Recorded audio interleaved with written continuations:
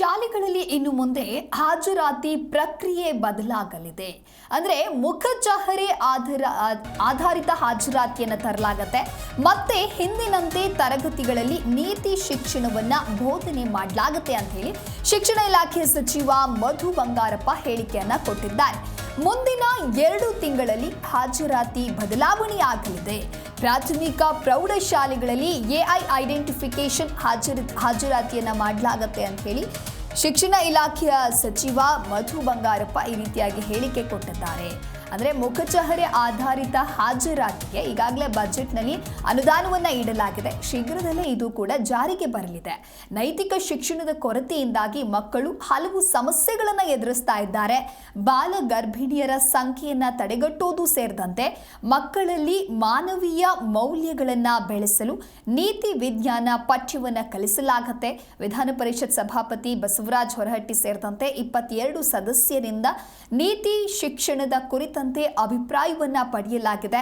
ಹಿಂದೆ ಇದ್ದಂತೆ ನೀತಿ ಶಿಕ್ಷಣ ಬೋಧನೆಯನ್ನ ಪುನರಾರಂಭಿಸುವುದಾಗಿ ಹೇಳಿಕೆಯನ್ನ ಕೊಟ್ಟಿದ್ದಾರೆ. ಬಾಗಲಕೋಟೆಯಲ್ಲಿ ಮಾಧ್ಯಮಗಳಿಗೆ ಈ ರೀತಿಯಾಗಿ ಮಧು ಬಂಗಾರಪ್ಪ ಹೇಳಿಕೆ ಕೊಟ್ಟಿದ್ದಾರೆ.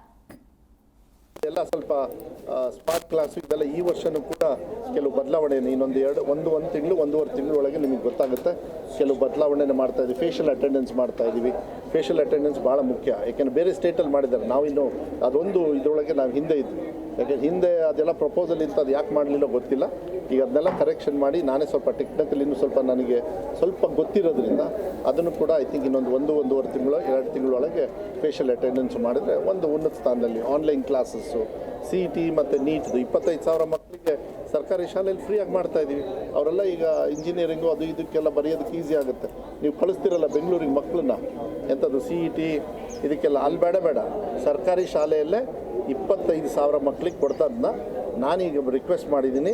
ಯಾರ್ಯಾರು ಮಕ್ಕಳಿದ್ದಾರೆ ಎಲ್ಲರಿಗೂ ಕೊಡಿ, ಅದು ಇವರಿಗೆ ಬೇಡ ಅಂತೇಳಿ. ಯಾಕೆಂದರೆ ಎಲ್ಲ ಶಾಸಕರೆಲ್ಲ ಬರೀ ಕಮ್ಮಿ ಮಾಡಿದ್ದೀರ ಅನ್ನೋದು, ಅದನ್ನು ಎಲ್ಲರಿಗೂ ವಿಸ್ತರಣೆ ಮಾಡೋಕ್ಕಾಗತ್ತಾ ಅಟ್ಲೀಸ್ಟ್ ಸರ್ಕಾರಿ ಶಾಲೆಗೆ ಅಂತ ಹೇಳಿದ್ದಾರೆ. ಮೋಸ್ಟ್ಲಿ ಈ ಸತಿ ಅದನ್ನು ಕೂಡ ವಿಸ್ತರಣೆ, ಆಮೇಲೆ ಹಣ ಇದೆ ನಮ್ಮ ಹತ್ರ, ಅದನ್ನು ಮಾಡ್ತಕ್ಕಂಥ ವ್ಯವಸ್ಥೆನ ನಾವು ಮಾಡ್ತೀವಿ. ಮತ್ತು ವಿಧಾನಸೌಧದಲ್ಲಿ ಹೊರಟ್ಟಿಯವರು ಮೇಲ್ಮನೆಯಲ್ಲಿ ನಾವು ಚರ್ಚೆಯನ್ನು ಮಾಡಿದ್ವಿ. ನೀತಿ ವಿಜ್ಞಾನವನ್ನು ತರಬೇಕು ಅಂತೇಳಿ, ಮಾರಲ್ ಸೈನ್ಸ್ ಅಂತ ಹೇಳಿ ನಿಮಗೆಲ್ಲ ಗೊತ್ತಿದೆ, ಅವೆಲ್ಲ ಓದಬೇಕಾದ್ರೆ. ಈಗ 15-20 ವರ್ಷ ಮಾರಲ್ಲೂ ಇಲ್ಲ, ಸೈನ್ಸು ಇಲ್ಲ, ಮಕ್ಕಳಲ್ಲೂ ಇಲ್ಲ, ಅದು ಕಳೆದೋಗ್ಬಿಟ್ಟಿದೆ. ಅದನ್ನು ಮತ್ತೆ ತರಬೇಕಂತ ವರ್ಷ ನಾವು ತರಬೇಕಂತ ಹೇಳಿ ಪಠ್ಯಪುಸ್ತಕನೂ ಕೂಡ ರೆಡಿ ಆಗ್ತಾ ಇದೆ. ಅದರೊಳಗೆ ನಾನು ಸಾರ್ವಜನಿಕರಲ್ಲಿ ನಾನು ಚರ್ಚೆ ಮಾಡೋದಕ್ಕೆ ಇದು ಸ್ವಲ್ಪ ಕಷ್ಟ ಆಗುತ್ತೆ ನನಗೆ.